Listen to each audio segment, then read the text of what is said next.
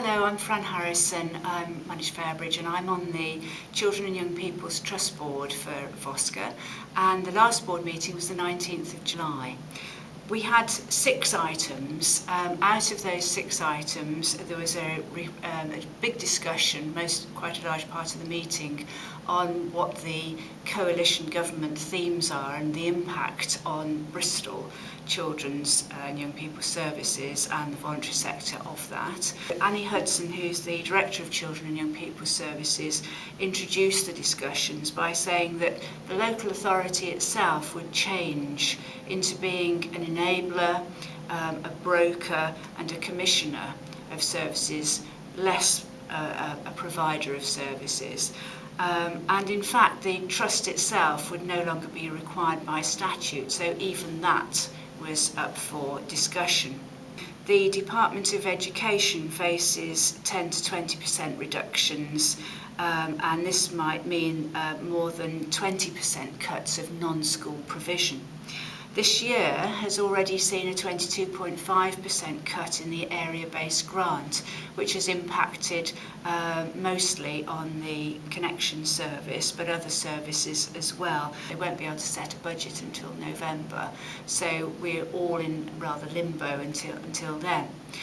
Then Deborah Evans, she is the chair of the Trust Board, but also Chief Executive of the PCT, the Primary Care Trust, and she outlined the health picture. The Health Service White Paper recently indicates that the health service will stay publicly funded but will be provided by a multiplicity of providers. So the UK will have the biggest social enterprise sector, and the concept of any willing provider is providing a strong market theme for health. The top-down configuration of the health service as it currently is, in terms of commissioning, is going to be changed so that it will, starting from next April, commissioning will be done by GPs, and bureaucracy will be reduced and the PCTs will be going out of existence in a couple of years' time. The small groups that we broke down into discussed, well, what should we do in the light of all of this? What should we focus on?